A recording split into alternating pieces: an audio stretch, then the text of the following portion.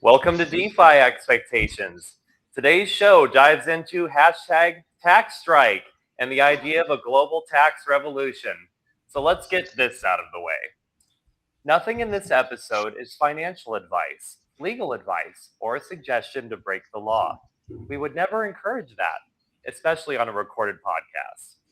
If anything sounds spicy, just assume it's satire, parody, or metaphor. Now that that's settled, let's get into it. Taxation is fucking theft, coercion by the state with a monopoly on violence.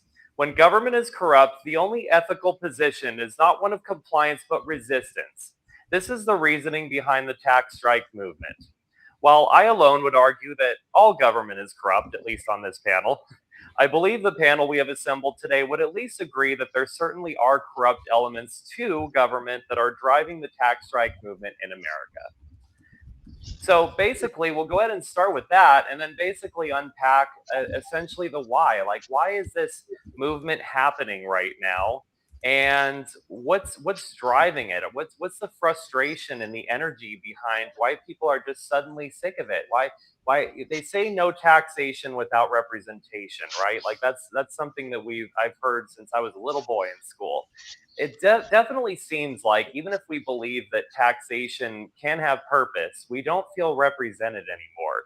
And I think that that's a big reason behind the why of why this seems to be trending.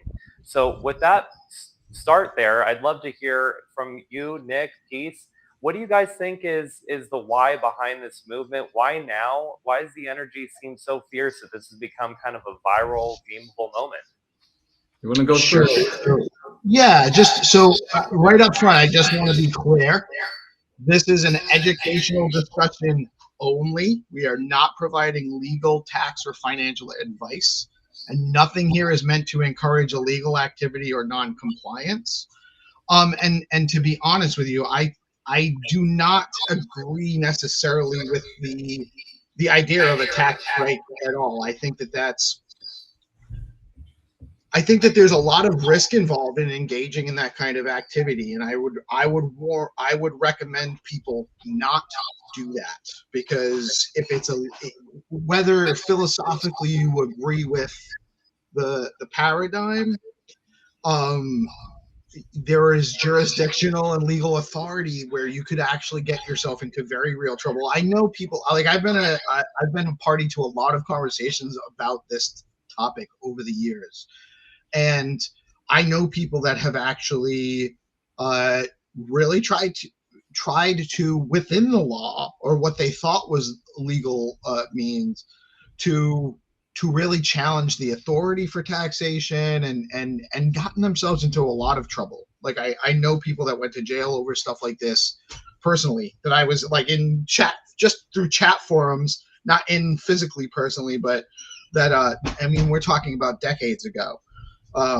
I've been discussing things like this for a long time, and while I do understand the philosophical basis behind it, behind the civil disobedience is really what it is. It's a form of civil disobedience. There are legal repercussions, and there's a lot of risk involved, and I can't like say that enough, because I know I don't want anyone to get in trouble or hurt over something like this. That being said, I do think that the current paradigm is very troubling. Our entire governmental process. So for me, morally and ethically, it comes down to consent. Every exchange, every transaction for me comes down to consent. And our current form of governance is predicated on the initiation of force to compel compliance, not consensual engagement. And so I think that the real solution here is to come up with a model, a functional model that people can engage in consensually, that covers the current predicate that warrants government being funded. I think we need to come up with better solutions on how to more holistically organize our society. So I think that's the crux of the issue, and I'm not certain that a general tax strike would actually facilitate that personally. But I can absolutely understand the motive behind it, because 100% I agree that the current model is rife for corruption, rife for waste and fraud and abuse. We see it all the time. It's actually getting worse and worse. We know that the in the US, the federal government was actively censoring conversations on social media. They were going to the social media companies and telling them who could have a voice and who could not. This is a huge violation of the Constitution, what the government's supposed to be allowed to do. And there's been no repercussions of it, by the way. There have been zero repercussions of it. Nobody's been charged with anything or sued for anything, or there's been no repercussions for this. So that is a concern. And I can appreciate wanting to signal discontent with how things are. But from a position of a tax strike, and I do not enjoy paying taxes. I do pay my taxes. Haven't made a lot of money the last year, so I probably won't have a huge tax bill. I've had some really tough ones to pay over the years as a realtor. Some years you do really, really well. Some years you don't do so well, and you hope that you didn't have to pay too much taxes, so you have some savings. But it's something you just kind of have to hold your nose while you're doing it, because we know that the problem is we know that the funds are not being spent efficiently, that they are essentially, working against us largely. The way these funds are spent, it's not only not really in our interest, but it's actually oftentimes against our interest, like to our detriment, that the way these funds are being spent and used. So it's a problem. I just don't know exactly. I think the solution is more in the Buddhist philosophy, you want to transcend and include, right? Because if you just try to fight the shadow that everything's a reflection of ourselves anyway. So this corrupt governance, we have to become uncorrupt as just an individual first. So, and then find like-minded people with which to come up with a new way to do it, and just start doing things in a new way to the point where we transcend the old mechanism. It becomes obsolete. We're not trying to defeat it. We're not trying to stop it. We're just trying to transcend it, and it can exist or not. But that's the way forward. I think trying to butt heads with a ram is going to get you a headache or your skull craving. Yeah, I couldn't agree more with that. And Nick, I'd love to hear from you next. I just wanted to respond to a couple things you said. First of all, I said a lot, and I apologize. We call that a peace love monologue.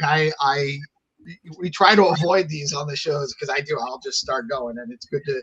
It's okay. I do my epic monologues myself. Like, honestly, like, Peace, like I resonate with a lot of things you say. First of all, like I recently found that I was atheist for a while, and it was like last year I actually found God, or at least some belief in a higher power, and that basically led to me believing in myself and actually feeling a pull that was leading me to Georgia, away from America, where I was a veteran.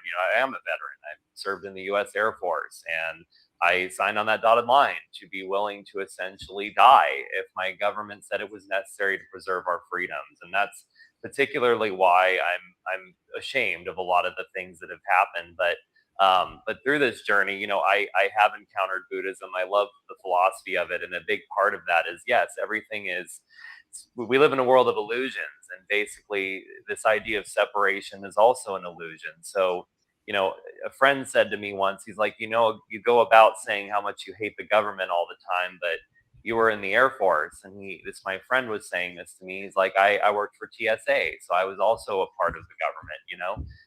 You don't hate me, and I really hope you don't hate yourself. So should you really go about saying you hate government? It's like, I hate the model of it. I hate what this collective idea does to people. But it's also the idea that if you want to change the world, you got to change yourself. And that's where I really hope if we must have government, it's at least something based more on inalienable and individual rights. The other part I wanted to address, and I'll let Nick jump in with his why, is I actually have family that have been hurt by avoiding taxes. My grandfather, he was actually Democrat. I think that if he were to live in the world of today, he would have embraced crypto, though, and maybe with a little bit more knowledge of economics that I had the privilege of learning, he probably would have been a libertarian like me. He struggled with the government his whole life, and he was a little bit shadier in some of his practices of it. He was the kind of person that hated paying basically to register a car. So he'd drive a car until it was basically unusable. He'd leave it on the side of the road and just forget about it. I mean, he did things like that, but he also was the kind of guy that would make money on stocks. He traveled the world like I'm now doing, and he did everything that he could in a world without crypto to try to hide his money. Spoiler alert, it didn't work out for him. And he had a ton of problems with the IRS, and his conclusion at the end of it was that, well, I guess I should have just paid him. It wouldn't have been as big of a deal as what it ended up becoming. So I hear your point there. My mother once got a letter from the IRS. It seems like everybody had issues in my family with the IRS except me. Somehow I flew below the radar. I don't know how, but basically she got a letter once from the IRS saying that she had some kind of issue and she didn't fully understand it, what it even meant. And her father, my grandfather I was just telling you about, he actually told her to just throw it in the trash and pretend she didn't get it. Well, that didn't work out very well for her either. So I definitely agree with you there that, and I filed my taxes, and honestly, I'm getting money back. So it was in my interest to do so. But I mean, I understand where people are coming from, especially my family who are upper middle class. They owe taxes every year, and it's sad to them that they can never get their dependents right, claim what they think is fair, to not have to pay and to get something back they always owe at the end of the year. And it's distressing to them because it's something they always have to worry about, and they feel like they're more than contributing. My mother's a respiratory therapist.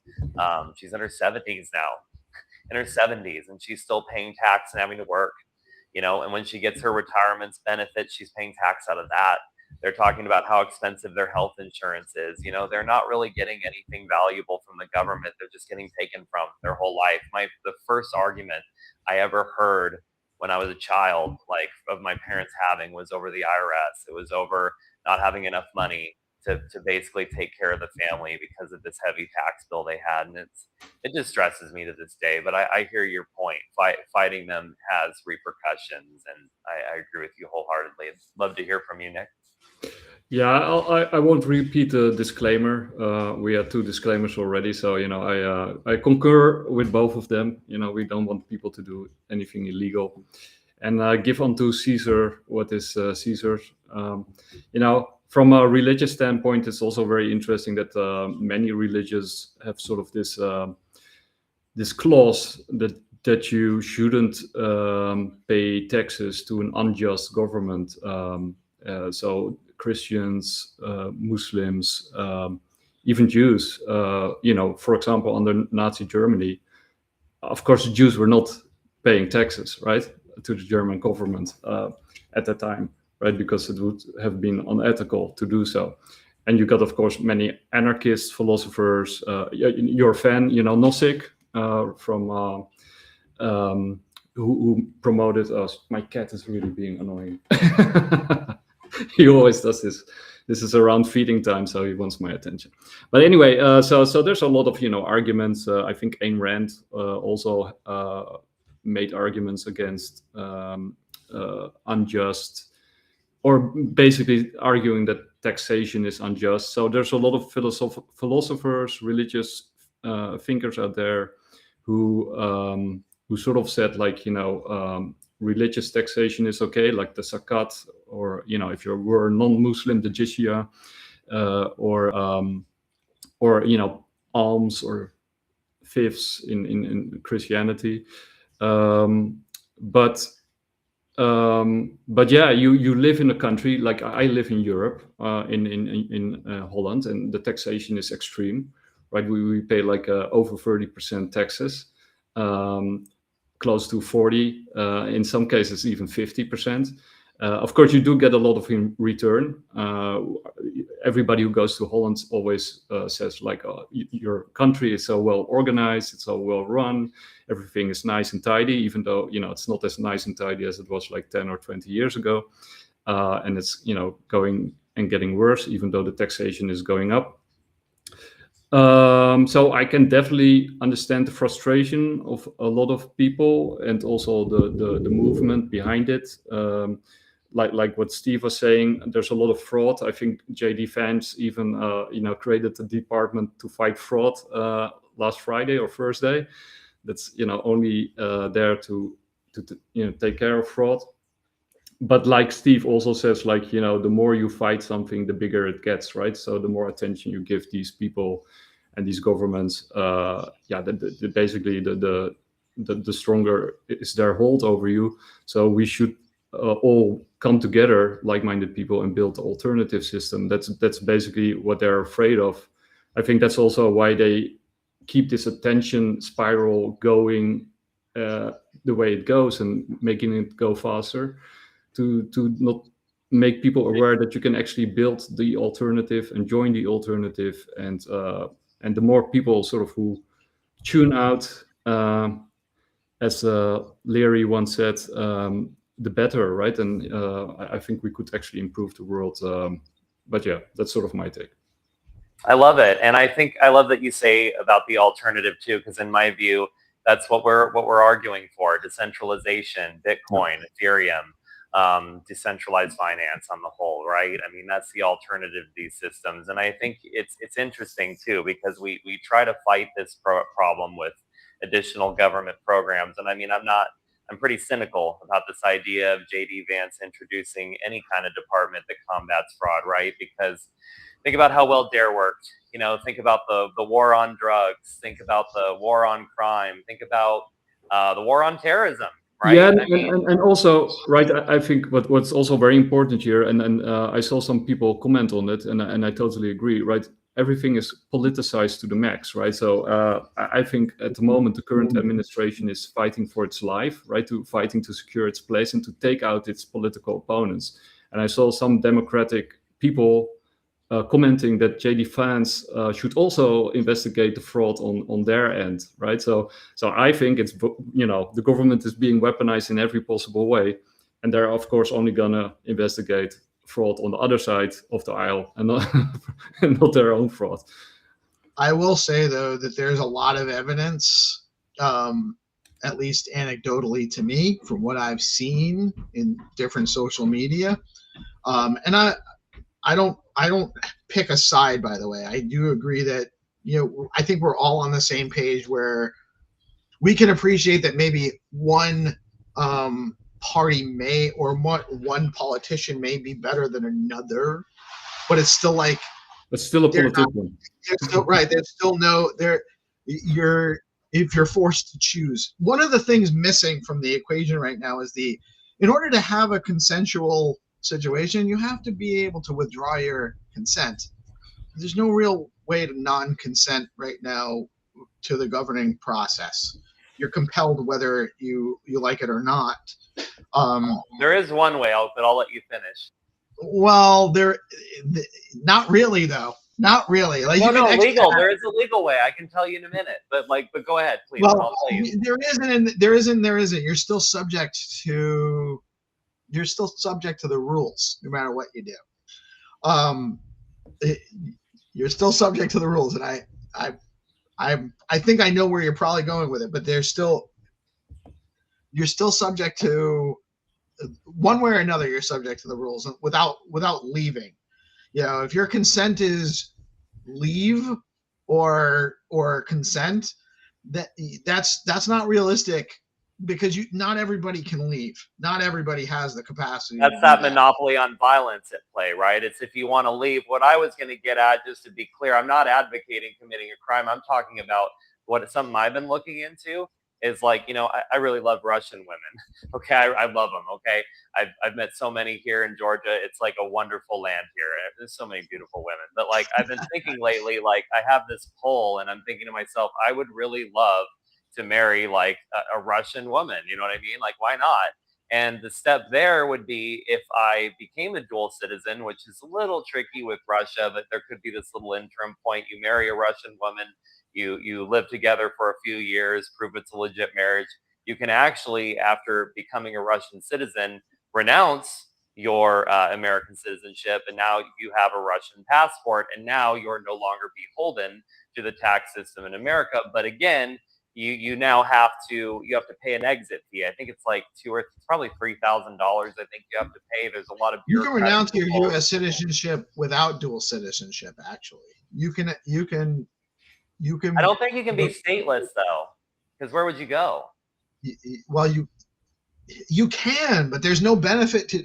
You're still if you're stateless but you're in the U.S., you're still subject to all the same rules. And if you're out of the U.S., well, then you're still subject to some of the rules depending on where you are, and their influence is everywhere. And honestly, they still might be the best out of it. You're still talking about the lesser evil at some point. Where are you? Would you rather be ruled by China? Would you rather be ruled by Russia? I don't think that they're less dominant upon their society than the U.S. government. Oh, fair. I'm not arguing that Russia's government's better. Oh, my God, no, that's not my point. What I'm saying, though, is if we're just looking at the tax issue, right? That's what we're talking about today, right? There's a path, right? And you can even look at like nomad capitalists. Like they do this for people, help them get different citizenships and so forth. But like if you were to do it through marriage and you briefly had this dual citizenship and then you renounced your citizenship to America, which might create some problems if you ever tried to come back to America. I'm sure I'd have a lot more questions trying to get back in to see my family after doing something like this, right? But you could theoretically do it, but then you could go live in Georgia, right?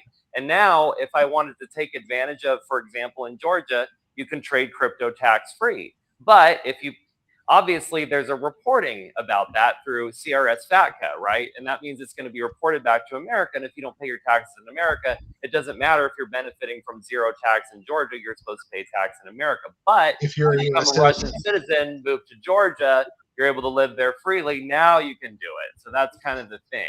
Well, but what are the Russian tax terms? In terms of that, they don't tax you on your international income. So if you're living in Georgia making income there, that's fine. And Georgia will let you, for example, just here, they'll let you live here for a full year without even like being a citizen or something. You leave for a day, come back, and it resets. People do this for years. So if you travel constantly and you have a base set up somewhere as like a tax base for your LLC or your incorporation, you can actually escape this whole tax situation legally. That's what I'm getting at. I'm not telling anyone to break the law. This is like my long-term vision of what No, and that is it. And there are a lot of people that pay a lot of money to attorneys and advisors, accountants on how to avoid paying taxes. That's there's nothing wrong with trying to avoid paying taxes legally, right? Or mitigate. I like to say mitigate. Mitigate. Well, because tax avoidance is technically a crime if it's taxes you owe.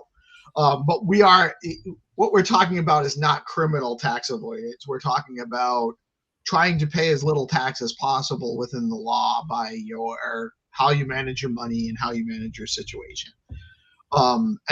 And that is, there's nothing wrong with that. That's not a problem. Like there's nothing wrong with large corporations trying to pay as little tax as possible. We don't consider that to be nefarious behavior unless they're crossing the line, unless they're committing fraud. And that is actually a huge, huge problem. Part of the reason why it seems like our taxes go towards a bunch of trash is because there is an absolute massive orchestrated, intentional, fraudulent system in place that milks the tax base largely at the federal level, also at the state and local level. Everything's inflated for the average. That's why we have such massive inflation, is because I'm gonna have to wrap up. And I love this conversation, by the way. I wish I could actually stay more on it. I love I love the topic. I love the subject. I think we're coming at it from a good place, right? This is a good conversation to have. We're not we're not sensationalizing the issue. We're not trying to like get a ton of eyeballs on it. Like it, well, we always want eyeballs. Yeah, it would be nice. My point is that this conversation is how this should go. This subject needs to actually be discussed more, and it's tricky. And Nick and I both that's why we felt the need for the disclaimers. That's why we're only broadcasting on our X channels right now. We're not putting this on YouTube because there is a censorship mechanism in place for this subject. And if we don't do it the right way, we can't have these conversations. And I think it's important that we are having these conversations. So I thank you, Fry, for bringing this subject to us, for helping facilitate having these conversations. Can I add one thing to what you just said? And for the people who are listening to it, of course, they are at the moment listening to it on X. But I do plan to probably put out an edited form on our YouTube. But for the people who are listening on it, who are not on X, just remember that what Steve just said, we're only airing on X. So that says something, right? That you can have this discussion on X. You can't have it on YouTube. You can't have it on Facebook. You can't have it on Twitch. Right? Having it on X, because it's the only place, except for... It's the only place we can actually be sure we can have it and not get turned off in the middle of the conversation. Yeah. So I'm not saying Elon is perfect or that X is perfect. We ran into Twitter many times in our career. But of all the social platforms that are centralized, X is by far the best and maybe Rumble. But I'm even not airing it on Rumble because I'm not sure exactly how flexible they are on this issue. So, yeah. Yeah, and again, I hate leaving in the middle of the conversation. I got some real life stuff I got to get to, but guys, please continue. I'm excited to listen back later and just to where the conversation goes. I think we got a couple more guests joining soon too, so the conversation will keep going. And you guys have a blessed Sunday. I'll talk to you soon. You too, Steve. Take care. Thank you, Steve. Thank you, guys. Yeah, just to tie into what Steve just said, Johnny Law will probably come on. Gerald, the Crypto Oracle, will probably come on.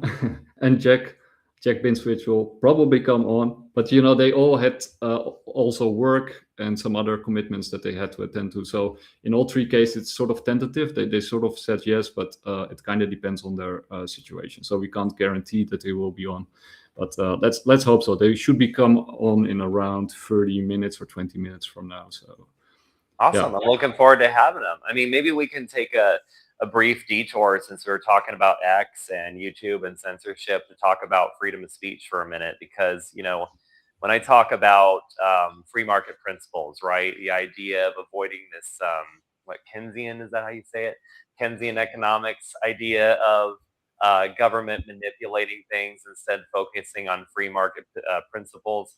When I read Anarchy, State, and Utopia, it referred to this concept of how a free market works based on individual choice, essentially as the invisible hand, right? And like when I was going through this period of time, I've described this on another show, actually, I believe we were talking about the Bitcoin rancher, Ryan. Mm-hmm. And basically when I read that, right, and during this time I was like an atheist when I was first like discovering that, oh my God, I might be a libertarian, but I've been a Democrat my whole life. What the hell's up with that? I was like, what else could I be wrong about? And so I'm like, what if there's a God? What if like people making free choice together is the hand of God? Maybe that's what this invisible hand is, right? Well, when I also started to make these connections, I started to think, well, the thing that I was always so big about when I joined the Air Force, I wasn't this hardened like Go America guy. And I think one of the reasons I didn't stay in the Air Force was because of that. Not that I didn't love my country or anything like that, and not that I think of all military members of any kind of thing. I respect them. I served with them. You know what I mean? But there's definitely like a certain mold that they want you to fit.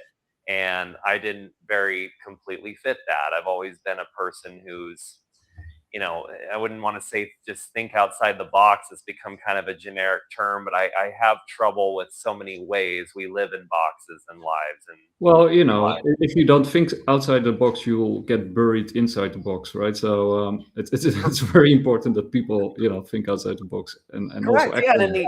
and in the Air Force, they look for people that have the intellect to think outside the box, that don't just follow commands, that operate the machines behind the scenes and everything like that. But when I came in, the one principle that was really important to me in terms of the Constitution, in terms of why I was even there, was free speech. The idea that you and I, Nick, can exchange words, and the government doesn't get to come in and tax them in whatever way that is based on what speech is, right? You can say this, but you can't say that. You must charge this, you can't charge this, won't be charged, etc., right? It's the idea we can have a conversation and we can dictate the value of that conversation. If I want to have someone pay me for an hour of my time to consult them about business or offshoring or something like that, or decentralized finance, I can do that. And if they don't want to pay it, they don't have to. They're not forced to.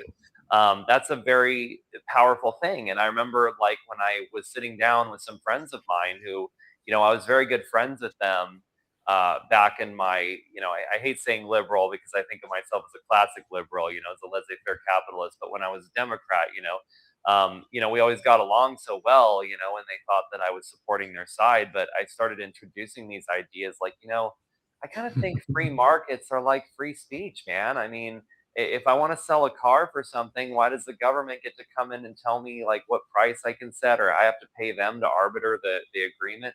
That doesn't really make sense. I mean, if I'm not harming anybody and no one's proving that I'm harming anybody, what's the problem? And they're like, well, once you start trading items, it's different. And like, he got really upset when I said this, and I just kind of sat back, not because I'm uncomfortable making my point, but like I was in his house for dinner and I didn't think anything I was saying was exceptionally offensive, right? But I learned things because, this is interesting, and I can talk about this because they're not on this channel and I'm not naming names. But they're like parents of my daughter's friend, and my daughter talked to me later because we always talk about libertarian things. I'm always telling her about economics and teaching her things. And she was telling me about how her friend is not able, like, is banned from TikTok. And I said, oh, well, really? Well, I kind of understand that. I mean, there can be some things on TikTok that maybe their parents don't want them to see. I mean, whatever. They don't have time to watch what their kids doing. They don't trust that maybe they won't get onto something they shouldn't see, or whatever. The same reason you wouldn't want someone going on X and maybe seeing porn or something. I understand. But the reasoning behind it was kind of bothersome to me. Is there porn on X? What's that? Is there porn on X? Yeah, man. You haven't there ever is. seen it? My God. I mean, not all the time, but like you could be, and it's not just my search history, Nick. I know what you're getting at. but actually, yeah, like if you're browsing videos sometimes, and depending on who you followed, or like you may like something in one context, you might be watching a video and the very next video that comes up in your feed is hardcore porn. Like, seriously. I've had it happen a couple times. They're cracking down on it now, but like it happens, people post this stuff. But anyway, so on TikTok, she was told that she can't go on TikTok because, it's a bunch of propaganda and they should shut that down. And, don't get me wrong. My ex-wife had her brain carved out by TikTok. She listened to TikTok all the time. It was the most, and of course you get in these bubbles. It's not like all of this is what TikTok is, but you get in your Democrat bubble, your liberal bubble, whatever you want to call it, your conservative bubble, and everything that just feeds into that. And of course, TikTok, what, Chinese owned or something? Maybe not anymore, but I don't know if that's changed recently. But anyway, like a lot of propaganda coming through that shit. So like, I get it. It changed her because of how she consumed it. But still, even because though I perceive that, I wouldn't want the government to come in and take down a platform just because I can't control my child's behavior or access to it. You know what I mean? And that's kind of like my viewpoint and how I view X and YouTube and all these things. Of course, a corporate owned platform can gate it how they want, right? Because they have to appeal to their audience. But if you're going to call yourself a free speech platform, you should be it. And to X's point, at least with videos, they allow people generally to say what they want to say. But depending on what descriptions you put into your posts and what words you use, it does seem sometimes like some people get away with things that other people can't. That's a little bit frustrating. Yeah, and I think, absolutely.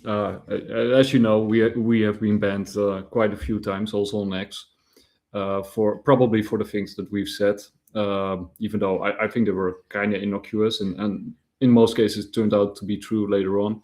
So that's another thing, right? If you start limiting free speech, for example, science is progressing constantly, right? So things that we took for granted or for truth, like a year ago, or even or 50 years ago, or whatever, can turn out to be false as science progresses. And the same is true with a lot of social and cultural issues, and basically with everything. So you cannot, there's no group out there who can sort of determine the truth beforehand, and then start censoring based on it. Yeah, except if you're like religious, of course, then you can say this is an absolute truth coming from God, and we know it's so and so, and then you can censor on basis of something like that.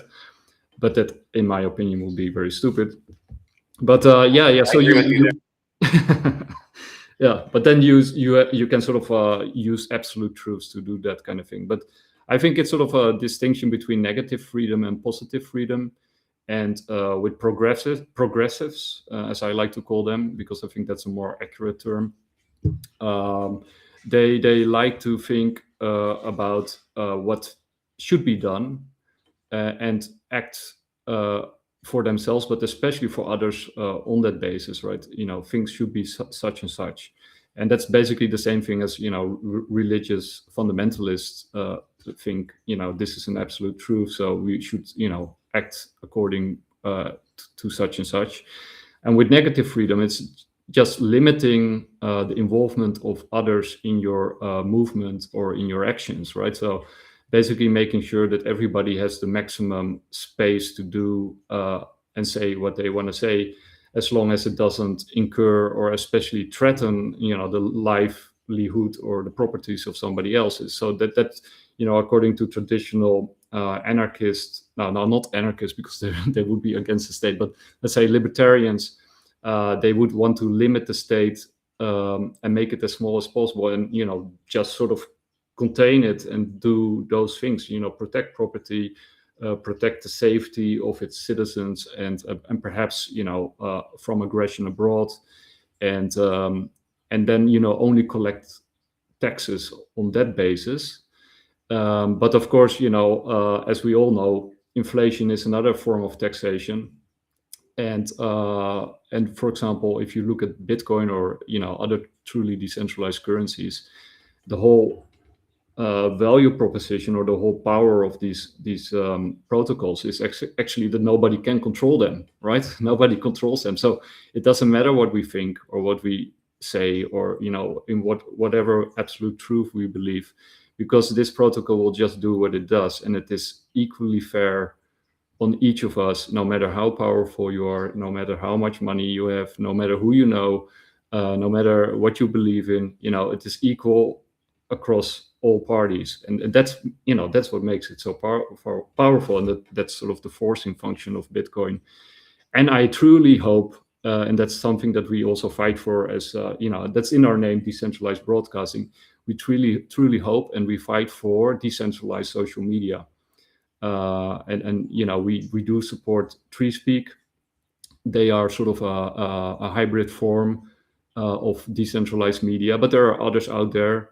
And I think it's the future, right? Because like you say, people are dissatisfied. That's where this whole movement comes from. There's a lot of fraud. Everything is being politicized and weaponized. And we need to have to restore trust in the system. And the only way is to get politics out of it, right? So to come I agree together. with you. Yeah.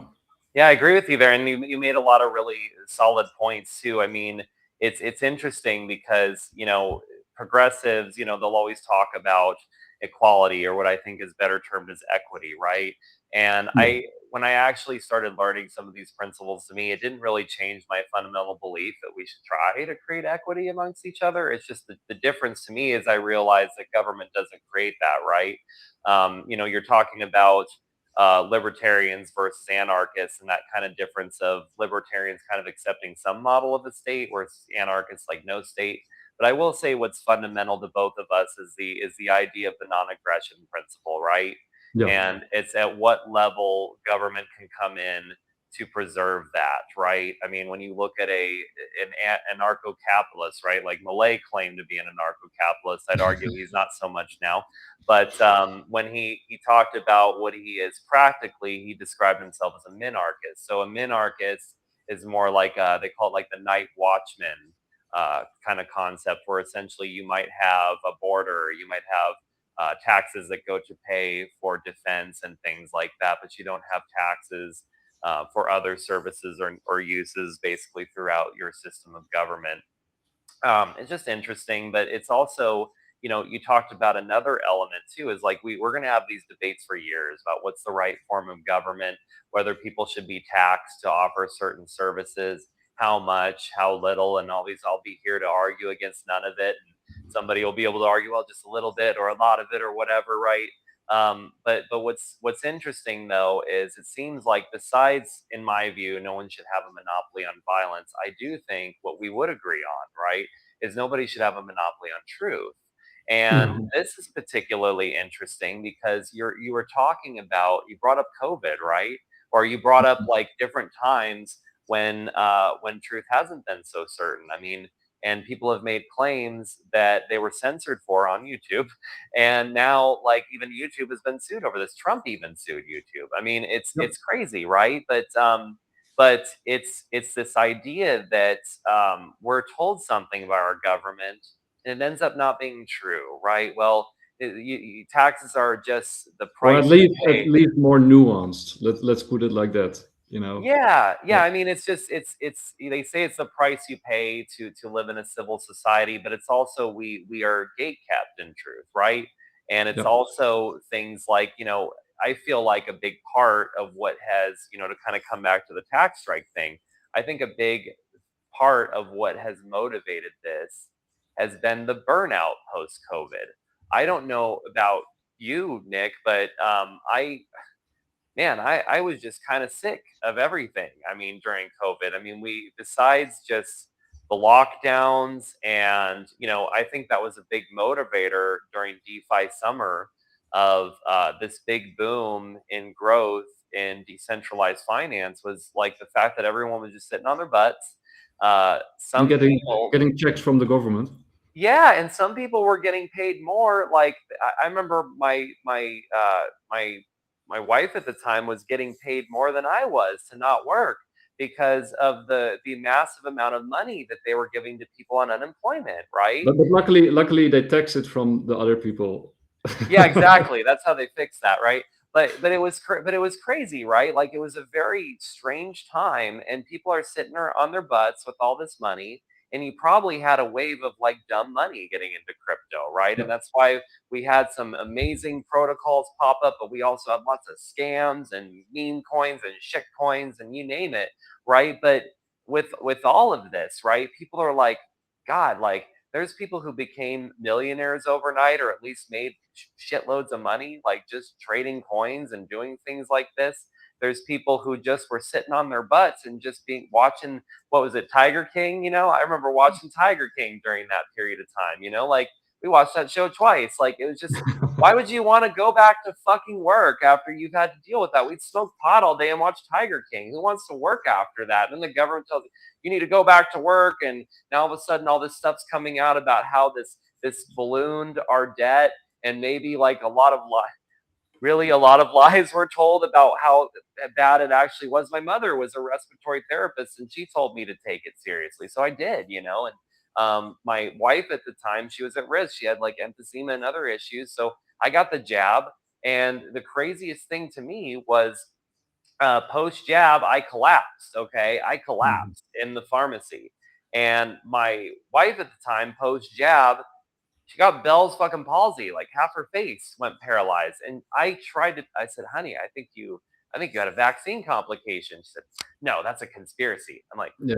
sweetheart, your face. What are you talking about conspiracy? It's on your face. Like, there's nothing I'm being conspiratorial about, but like, it's bizarre because when people have this belief in government, it's hard to get away from the indoctrination, but I feel like a lot of us are just snapping and we're like, how do we fight back at this? And to Steve's point earlier, it's true. If you don't pay your taxes, it's not going to make a lick of difference. They might throw you in jail, but like the taxes we pay are so meaningless too, relative to like how bad the debt is. Our interest on the debt. Yeah, well, yeah, that's what interest on the debt. Yeah, that's what I wanted to, please, okay, right, tie into, because I actually, I'm gonna play after I talk. I'll play the clip from Bukele, because Bukele basically makes his point, right? Because why are we actually paying taxes, right? Because even if you would tax everybody in the US 100%, citizens and corporations, everybody, tax them 100%, so they won't have, then the economy would of course collapse. So you cannot do that. But even if you did, then you would still not cover, all the liabilities, outstanding liabilities, right? Basically, what you would get, like, you would collect about $30 trillion if you did that. But if you put, the outstanding debt and all outstanding liabilities, they are estimated at around $160 trillion, right? So it would make a little dent for a little bit, and then your economy would collapse. But basically, so you can wonder why are we even paying taxes? And I mean, the UBI crowd has a point, right? Why are we actually doing it? Because you can just print money, right? It has no consequences. And that sort of ties into what, for example, there's another very famous anarchist out there. Sadly, he's no longer alive. He actually also played a role in Occupy Wall Street. I think he was one of the good people who was behind it. And his name is David Graeber, and he wrote this magnificent book, The First 5,000 Years of Debt, and also some other really great books. I can highly recommend him. But he sort of argued that coinage, sort of the creation of coins, was a later invention, and that initially people were basically governing themselves, autocracies, and doing that on basis of a public ledger system. Kind of like Bitcoin, right? That people recognize what each other owed, and then they settle it on a public ledger that everybody recognized, and that gave them a sort of flexibility. And coinage came later with the rise of hierarchies, hierarchical societies, and armies, right? Because if you want to pay an army, you need to give them something in return. So the coinage system came along with the army military system. And the idea behind it is that you could tax your citizens in that coinage, so that they would not only be subject to your tyranny, so to speak. Of course, there were also good governments out there. But also that the produce that they made could be bought in coinage that the military had, the army soldiers had. So you could travel around the empire, buy produce from its citizens using the coinage that was officially created. And then the government could also raise taxes in order to force people to accept it as money, so that the army could buy stuff, and of course to keep everybody in check.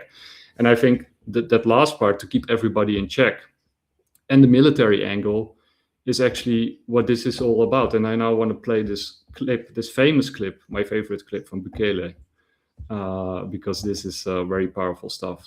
All right. The real problem is not the high taxes themselves, but the fact that they are not even really funding the government. So who's financing the government? Government is financed by treasury bonds. And who buys the treasury bonds? Mostly the Fed. And how does the Fed buy them? By printing money. But what backing does the Fed have for that money being printed? The treasury bonds themselves. So basically, you finance the government by printing money out of thin air. Someone could ask, Well, so if the government can print unlimited amounts of money out of thin air, why do they collect taxes? I mean, in theory, it would make sense, right? If they can print unlimited amounts of money, why would they need taxes? The answer is simple, but it's very shocking. The real problem is that you pay high taxes only to uphold the illusion that you are funding the government, which you are not. So basically, I think it does three things, taxes. First of all, of course, it does collect money and you can do something with the money. It's not like it is completely useless. Secondly, it funds the military, like what we just explained. Thirdly, it subjects populations because you have to pay it, right? And if you don't, there's all kinds of consequences if you don't. And then finally, I think it also creates what Robert, what's his name?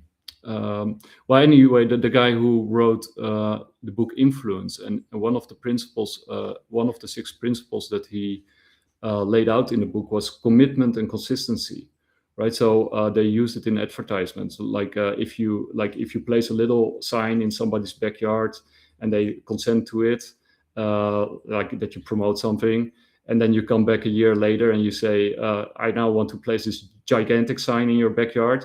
Then they are more likely to say yes because they are already committed to this little sign, and then you can put a big sign there. And there's many other famous marketing examples of that.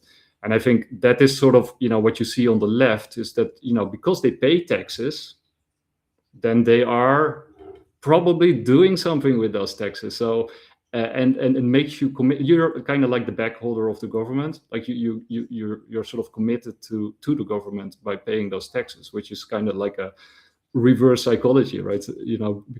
Because you could also argue that you want to get out, but because they're already in, they sort of and then you can use that psychological mechanism to divide and conquer, right? Because then you can, especially if things get worse, then you say, oh yeah, that group of people, they pay too little taxes, or that people should do this or that, or I'm paying taxes, so I want them to do such and such. Correct. So it's about preserving an illusion, basically. And what's interesting about it is control mechanism. Yeah. It's a control and exploitation mechanism, and and I do pay taxes, and I'm not saying you shouldn't pay taxes, like all the disclaimers that we said before. But if you sort of zoom out, like what is the system actually doing, looking from the outside in, it kind of looks like that to me sometimes. Oh, I agree with you 100%. And it's interesting because both sides kind of play into this belief that these taxes matter, and we always are raising them constantly. It's interesting to think that our, America, a country, was founded on what, like fighting over a 3% T tax, and now and now we pay like 40% tax on our income. We pay tax when we buy a car.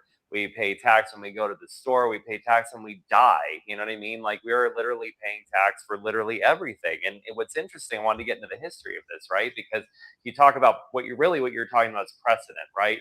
I have placed this small sign here before, so it must be okay now for me to place a bigger sign. We have legal precedent. Robert Caldini is the name. Nice. Yeah, because it's interesting because once we've done something once, we use that as a precedent to do it again, right? And in government, they'll always try to tell you when something's being introduced, for example, with COVID, this is a temporary measure, a temporary restriction of freedom because we have a crisis, we have a situation here, and we need to implement this temporarily for the good of the country. And if you don't go along with it, well, you're just not American, right? So what's interesting is if you look at the history of this, right, we tend to really look at Abraham Lincoln as this great president. Don't get me wrong, I'm not going to attack Lincoln's history here in entirety, but I'm going to start with this point here. It started with the Revenue Act of 1861. So this was signed by President Lincoln and created the first U.S. federal income tax. Now get this, at this time, it was 3%.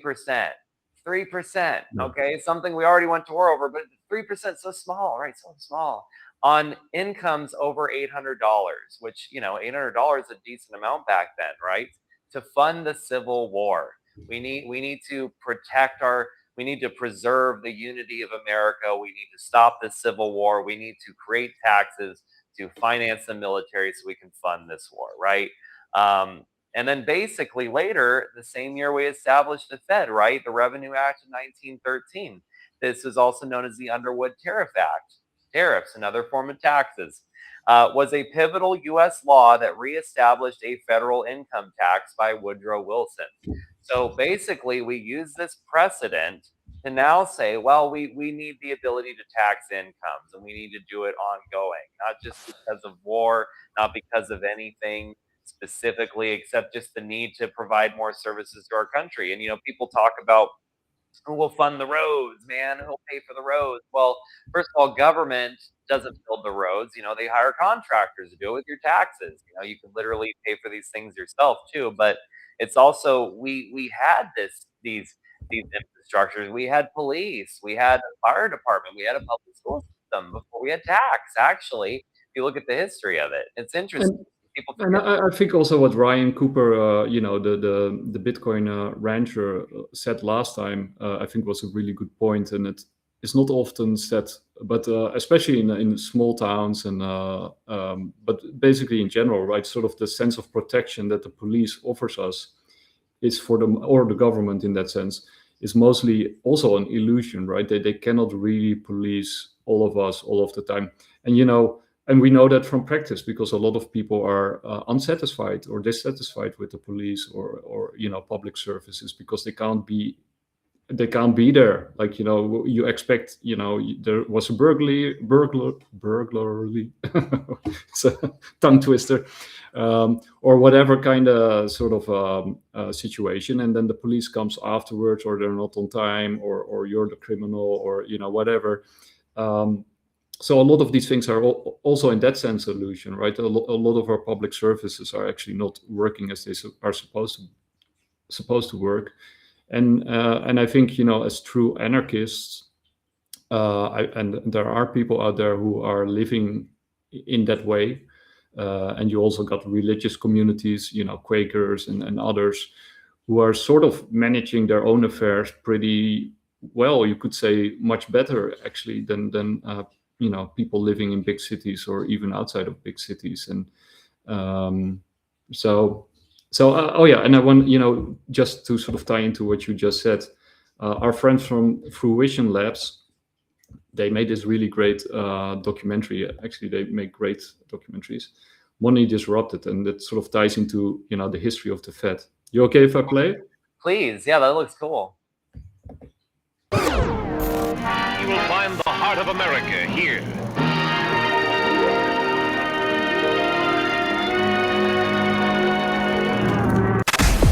The decline of American manufacturing jobs is a serious concern, as many companies choose to move their operations overseas. How did this dramatic income inequality happen on such a wide scale? I have directed Secretary Connally to suspend temporarily the convertibility of the dollar into gold or other reserve assets. The U.S. came off the gold standard August 15th, 1971, when Nixon closed the gold window. Since then, we've had floating exchange rates with the rest of the world. The majority of Americans don't make enough money to cover some of the basic costs of living. Every day is a struggle for me, but I still have to worry about where my next meal is coming from. Even eggs has gone up to $5 or $6 per dozen. It all began in November of 1910. The Federal Reserve System was conceived. But all these years, we've had something which most people have thought was a government operation of some kind or another. It's not. What is it? It's a cartel. There's been massive money creation in the U.S. When they create a lot of money, that devalues our buying power. And this has gone on to such an extent that 40% of all the money that's in existence in the U.S. dollar was now created since the pandemic. Here you go, guys. Let's play central bank, because it's even easier than what I'm showing you. Originally, when we were on a gold standard, gold and silver were actually the money. The only way we get out of the rat race of inflation and endless money printing and debt slavery is to return to sound money principles. Bitcoin's now 16 years old. It's never been hacked. It's an extraordinary invention. This is just the beginning. A new era of financial freedom where individuals can control their own money. As you know, I was a skeptic. Yes! I believe Bitcoin is legitimate. I'm a believer in stablecoin, a believer in blockchain. I think crypto trading is going to become the infrastructure layer behind real-world assets. We have to go back to sound money. We have to get our balance sheet in order. We have to stop irresponsible spending money. There's so many innovative technologies coming in, cryptocurrency, AI technology. What we should be doing is studying how to become an investor in those types of markets and those assets. When I was in Zimbabwe, it collapsed, and these young kids come up with their AK-47s, and it's about taking your money. So when this collapsed, law and order collapsed. It's coming to America. The rising cost of food is driving an affordability crisis. Crime on the rise. A rise in crime. We have a pandemic of lawlessness. And the Fed. And the Fed. We want to end the Fed. And the Fed. Let's go. And the Fed.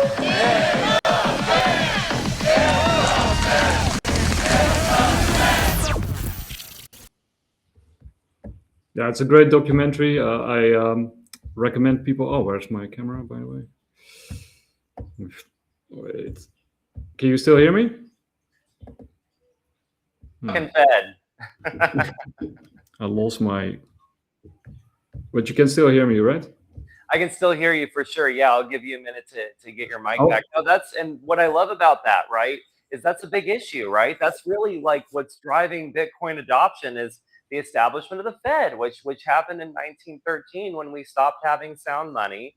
And, that point that the clip you played earlier with regards to, if we just print money and the printed money is funding the Fed, funding the printing of the money, what difference does it make if we just stop paying taxes or they stop making us pay taxes and we just give all this stuff for free? What difference does it make, right? Like you would think, right? But there clearly is like actual production demand dependent on this. And when money is just printed willy-nilly, like it doesn't matter, like there's nothing that matters, the value goes down, prices are going up. I mean, that's why you go to get a $5 footlong and it's $20 or something, you know what I mean? Like everything's just, it's insane, like we're getting some great memes out of it for sure. But it's this idea of even fast food, like what was supposed to be some of the most affordable, not necessarily best quality, but like most affordable, like, meal you could make for your kids when you're not like having a ton of money, suddenly like going to McDonald's is a luxury now. You know what I mean? It's insane. But it's interesting to kind of wonder where it's going to go from this point if some kind of action isn't taken to fix it. And of course, like a tax strike is not going to be that thing, clearly, but because it's just not enough money, right? We have to make change from within. And I believe I have lost Nick. Just a moment, guys. We'll be back in just a moment after this commercial break.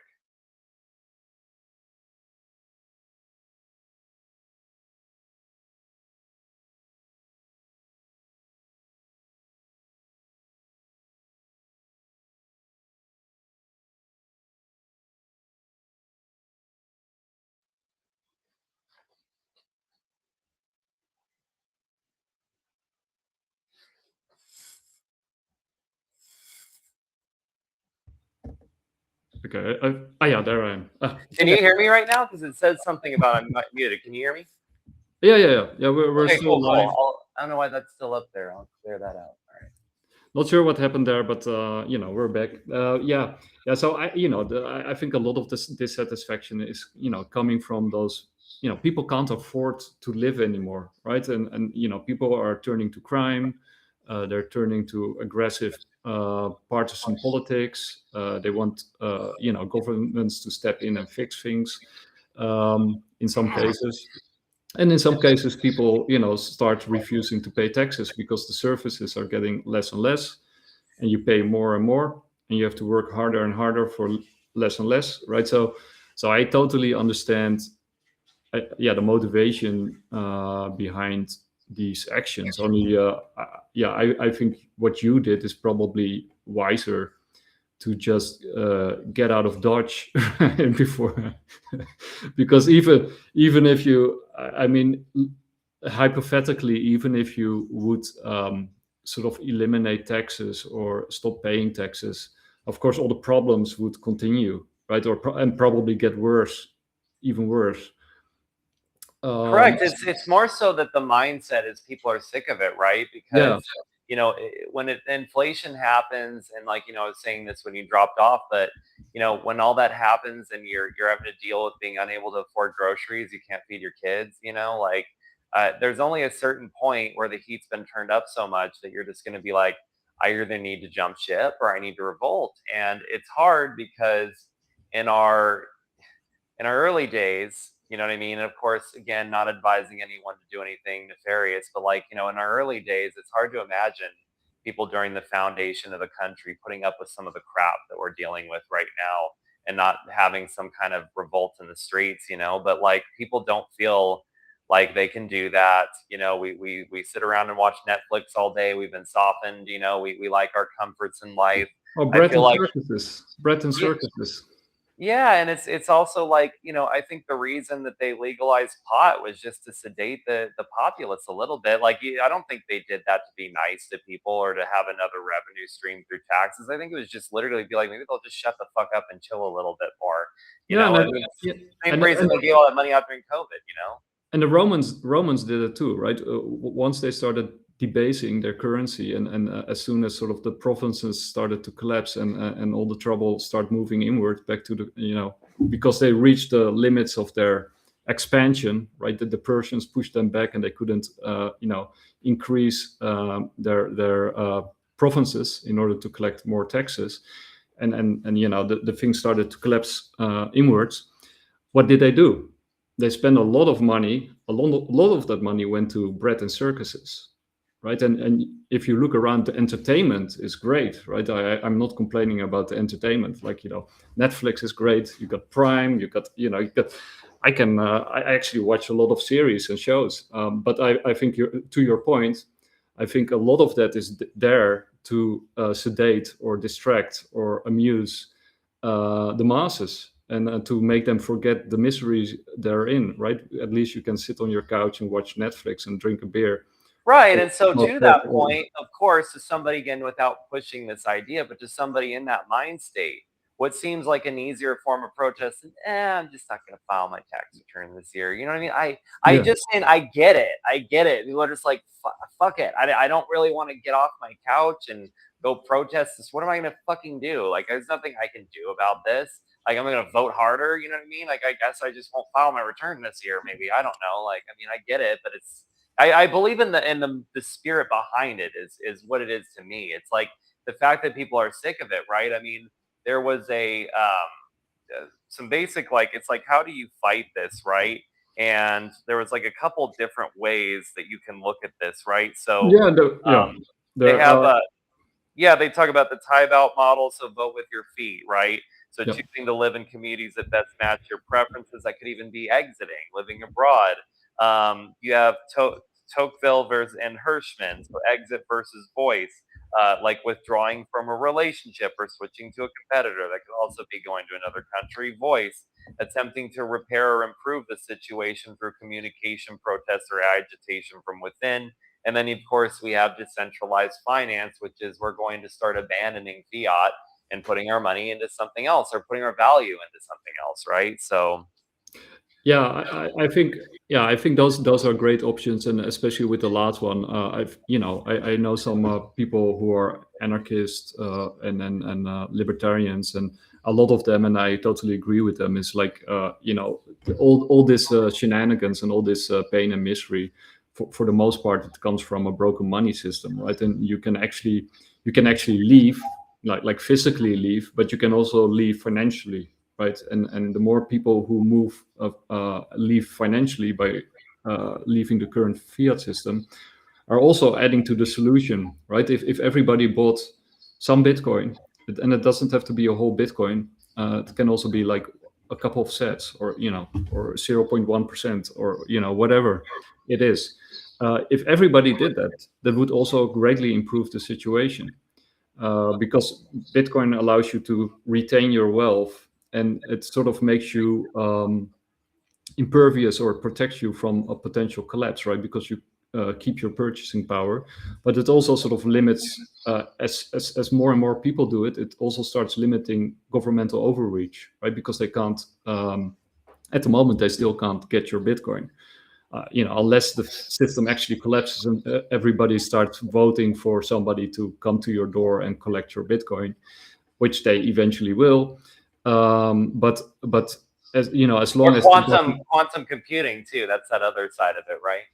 Yeah, but that's still a long way off, unless there's secret technology out there. But Gerald did a lot of research into that, and at the moment that's still like way off.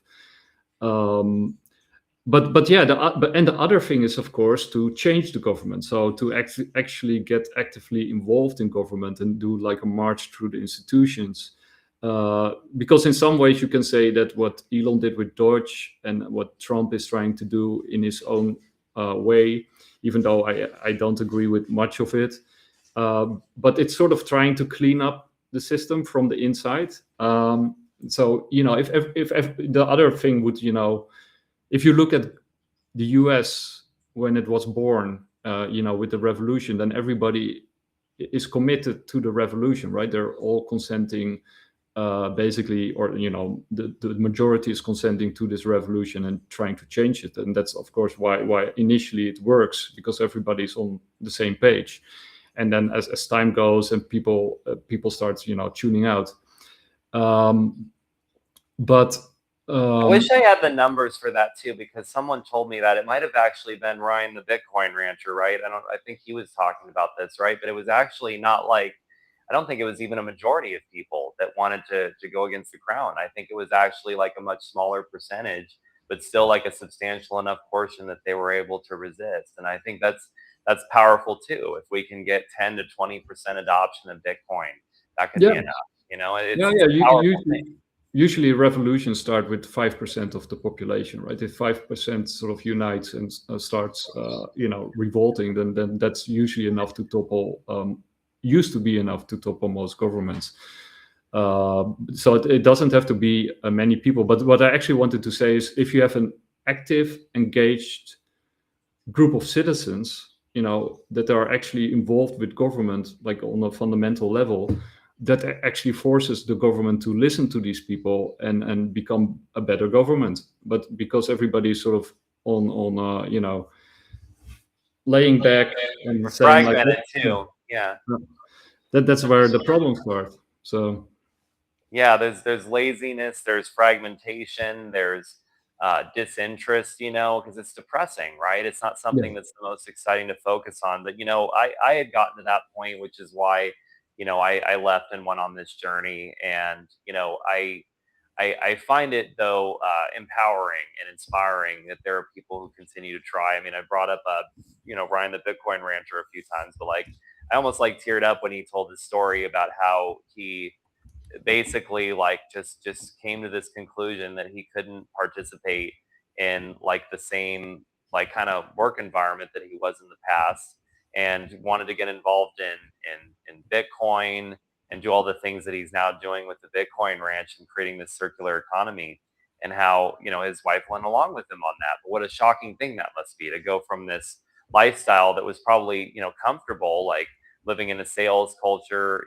having regular guaranteed, at least more comfortably guaranteed income, right? And now you're taking a chance on something new, but you believe that there's a spiritual movement behind it. You believe that you're going to find yourself, you're going to find community, you're going to create a better life, not just in terms of dollars, but in terms of freedom for your family. And she went along with him in that. Like when I had that big moment and everything about me changed, I literally lost my wife from it. It was like the opposite response. And like I'm at peace with that now. I'm happy to be this free person, but it's still, to think about it, it's it hit somewhere. And it's really a powerful thing when people have faith in something. It could be faith in God, it could be faith in yourself, it could be faith in a new form of currency, Bitcoin, decentralized finance, Ethereum, which is something I've been supporting for so long.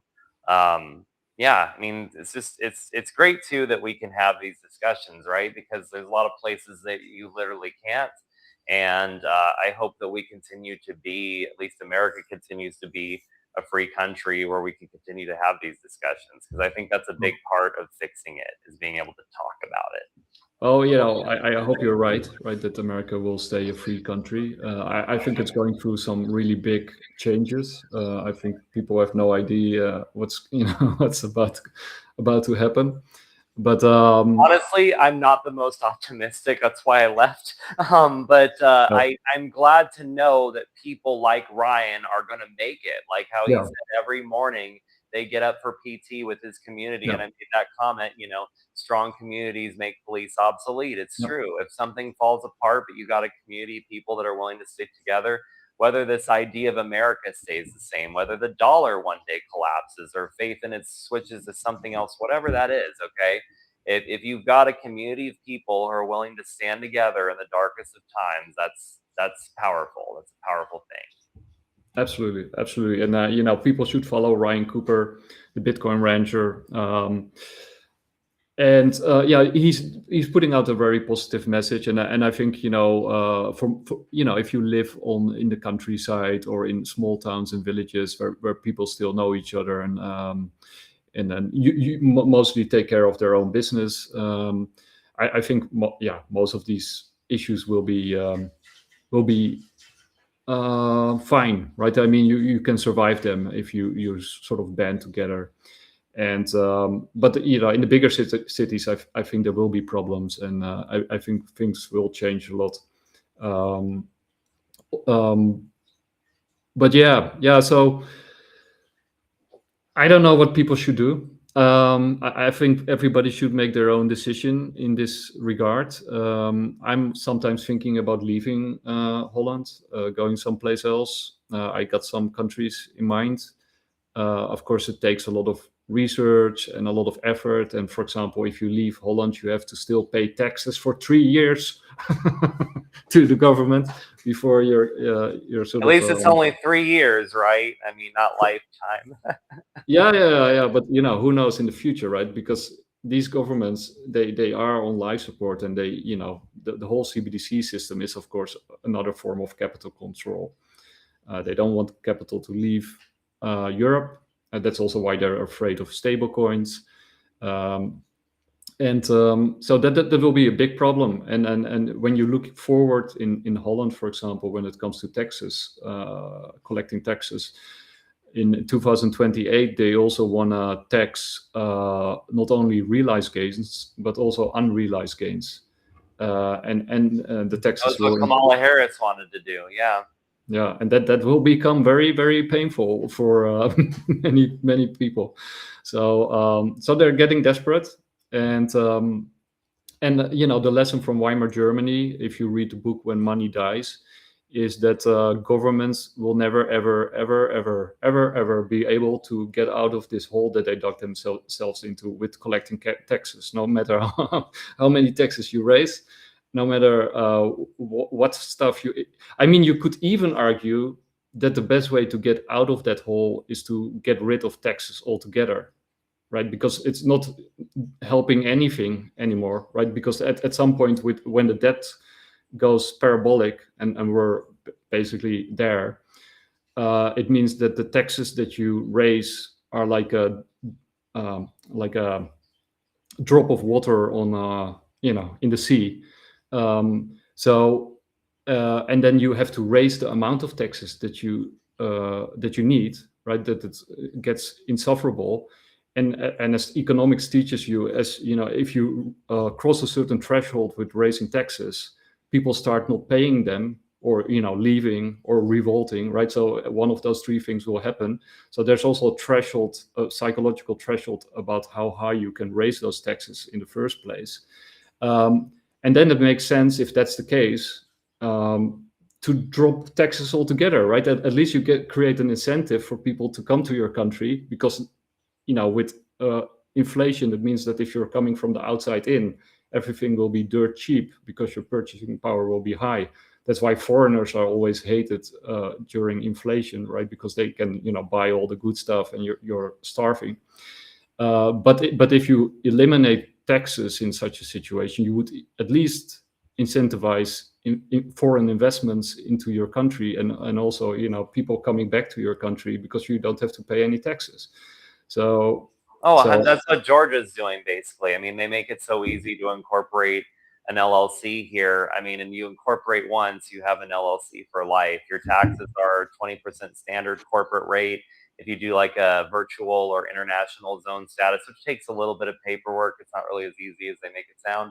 But if you have like a software company or crypto company and you're doing business all outside of Georgia, you pay 0% tax on all of that. You can trade crypto tax-free, etc. But of course, as an American citizen, you always have that income bill due back to America as long as you are an American citizen. To Trump's credit, I mean, at least one of the things that's kind of maintained being free market principle to him, even though he's done some socialist crap, as all of us have kind of seen. He has always talked about this idea of eliminating the income tax, but there was really interesting. Yeah, it was an interesting article thread someone had posted or post on X about this, like a conservative speaker. I'll have to wish I had the post, I could share it. But basically, he was talking about how the only way they'd be able to do this, right, wouldn't be to just flat out eliminate the income tax. Like what Ron Paul says, just get rid of it and replace it with nothing.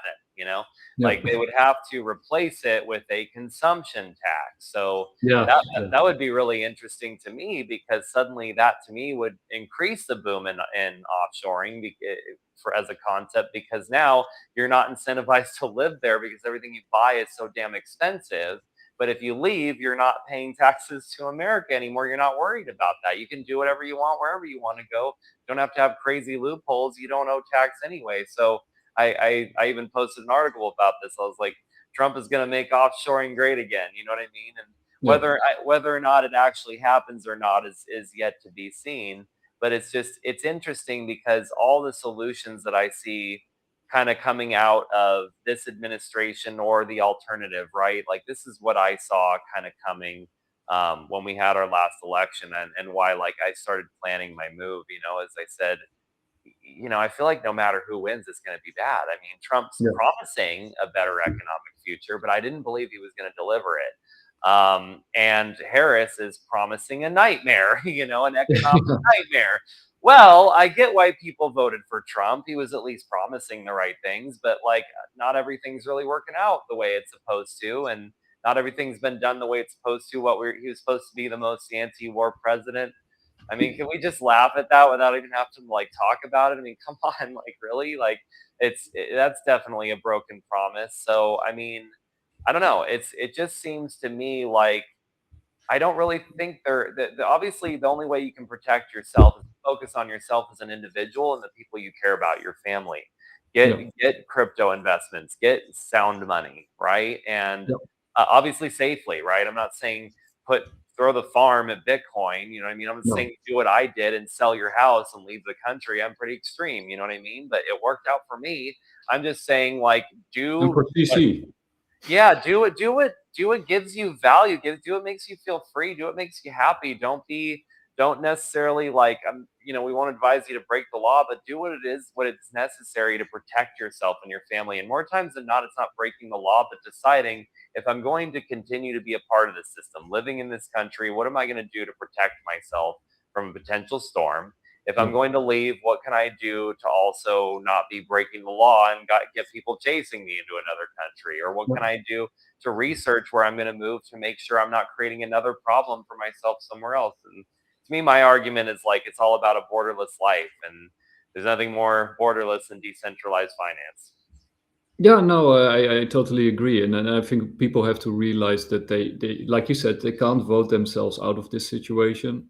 They should also realize that the governments very likely can't fix the situation. I mean, I would be very surprised if they could. I think Trump is trying to fix it, but even if he can fix it, it will be very hurtful. It will be very strainful and I think for the middle and low incomes, it will be quite devastating if he can, change America, change the course of America. It won't be a pleasant ride, right? It will, it's like a steam tanker, an oil tanker, sorry, that you have to turn around, and it will be very difficult to do that. So I think, what Ryan Cooper said, like, grow your own food, find a like-minded community, it would probably be smart to leave big cities, perhaps go abroad if that's, if you think you're ready for something like that. And invest in things that do well in these kind of situations. Like Ray Dalio says, gold and silver still have some runway, especially gold.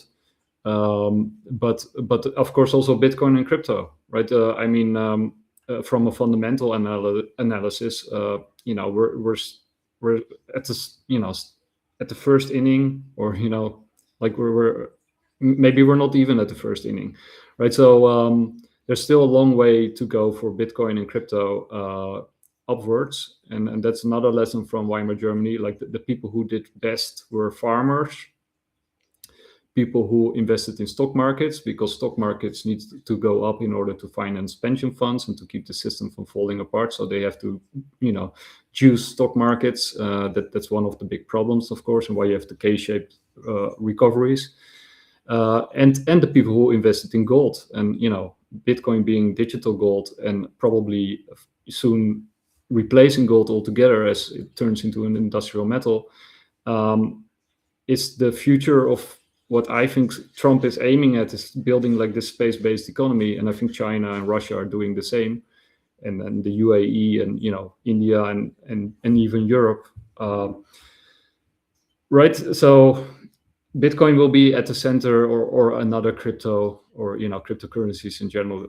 So you're sort of investing in the future, and that will protect your purchasing power. And it would also, especially if everybody sort of goes into decentralization and starts promoting decentralization, it would actually also curb the excesses and the violence that a government can exert on its population, right? To keep it in check, right? If everybody had gold, Bitcoin, or some other decentralized currency in their own, what you call it? Well, in their own control. Or their portfolio, I guess. Yeah, like I have some gold and silver too. Like I bought that thinking it would just modestly go up, and it's surprisingly outperformed some of my other investments like Ethereum in a lot of ways. It's crazy. But I'm not like one of those Peter Schiff people. I definitely believe in crypto more long term, but definitely with some of the things that have happened, seems like that's been the one thing that everybody trusts to put their money into. But it's funny because you think about it, and how many like trillions of dollars have to go into gold and silver to raise the price a certain amount, versus how much would go into Bitcoin and what the Bitcoin price would be versus the Ethereum price. I think it was something like Ethereum would have hit 100K and Bitcoin would be at like 800,000 or 1 million. It's insane. Like, yeah, and remember, right? Because I do believe that. So first of all, you got this conflict going on between East and West, right? That's it's kind of obvious by now, right? China versus America, with Russia being the kingmaker. But the Chinese model is based on a gold-backed currency, and they also, of course, need a lot of silver for all the AI and robotics and Internet of Things and all the other stuff that they're building out there. And if gold prices go up, then the next thing that you need is silver, and that's why they also put the silver cap, the price cap on silver, in order to keep their industries afloat. So you got a battle going on with the Western world betting on Bitcoin and a crypto industry around it, and the Chinese model is a gold-backed, sort of decentralized gold-backed currency with a digital yuan and perhaps other currencies attached to it. But those will also be crypto, of course, and China is also very much into crypto, right? They have a whole crypto industry there too. So what I'm trying to say is, gold and Bitcoin will play tag. When gold goes down or stabilizes, then Bitcoin will run, and then when Bitcoin stabilizes, gold will run. So it will be a tech race And if you and if that's the case, and if we saw the run in gold, which surprised everybody, to me that kind of looks like what's still in store for Bitcoin, right? Only like what you say, if gold does that, what does that mean for Bitcoin? Oh, 100%. I think Bitcoin's time to shine is coming. I feel the same about Ethereum. I'm pretty excited to see what the future brings for both, and I'm just happy to kind of be invested in some way in all of them. And then to tie it together with the taxes, right? If that happens, and it's not financial advice, then those taxes won't matter, right? You can easily pay those taxes. Yeah, and if you have it on a private wallet, you can easily pay your tax. Yeah. Otherwise, they'll do it for you. They'll deduct it. Exactly. Well, Nick, I don't know if our other guests are going to come on, and I basically hit all my talking points. If there was anything else you wanted to cover, we can go for it. Otherwise, we can wrap. I know you only have a little bit longer, so. Yeah. So I did send them the invite. Like we said at the beginning, it would be sort of tentative. They did all agree that they would come on, but they also said, it depends on work and other issues. So sadly, they couldn't make it. I tried my best, but the things that I can say is there's 2 more shows coming up. And actually, the next 2 shows are about geopolitics. So we sort of touched upon what America is doing and what China is doing. So the next show after this one is at 8 p.m. CET. So that is 2 p.m. EST. Then we will dive into some really cool UFO stuff because I'm also into UFOs, and there's some really cool stuff going on. But we'll also dive into the geopolitics, what's happening in Iran at the moment, and of course what has happened in Venezuela, what Trump might be up to, and and how that all might play out. And then we'll present 2 perspectives. I will be presenting my perspective on it, but my co-host Sid will present quite another perspective on the whole thing. So you get 2 sides to that argument. And then after that is a rerun of an older show that was actually on last week when I was on our friends on the UAP, the podcast, who are basically, collaborating and partnering with us. And they are also a little bit in crypto, but I can't tell you more than that. That show will also be a lot about UFOs, about religion, but also about geopolitics. So that's sort of at the end of that show. So a lot about that kind of stuff if you're into that. 2 p.m. EST, and then the next one would be at around 10 p.m. CET. So that is 4 p.m. EST. I'm very good at calculating the different time zones by now. You're probably an expert, like more so than me. I screw up all the time because of daylight savings time or whatever. But no, like I'm going to be checking out those shows as well. And then probably the next DeFi expectations we do next week, just for anybody watching, putting my focus into Cheers Finance, our ticketing application to combat Ticketmaster, basically a permissionless, decentralized platform to enable you to sell tickets directly to attendees for any type of event that you want. I'm going to be excited to cover that on the next episode. And yeah, it was wonderful to have the opportunity to talk to you today, Nick, in peace as well. If there's anything else you wanted to say, then I guess we'll wrap. No, thank you for having me on. I always love your shows. And I know about Cheers. You showed it to me and it's super cool. And I do think, people should check it out. So follow Fry, of course, because all his stuff is also in his bio. And looking forward to your next show. And who knows, maybe we can get all our guests on for next time, if we're lucky. Yeah, hopefully a little more lucky next time. But yeah, taxation is theft, but don't break the law. All right, thank you guys. Thank you for watching another episode of DeFi Expectations, and we'll see you next time. Take care. Bye-bye.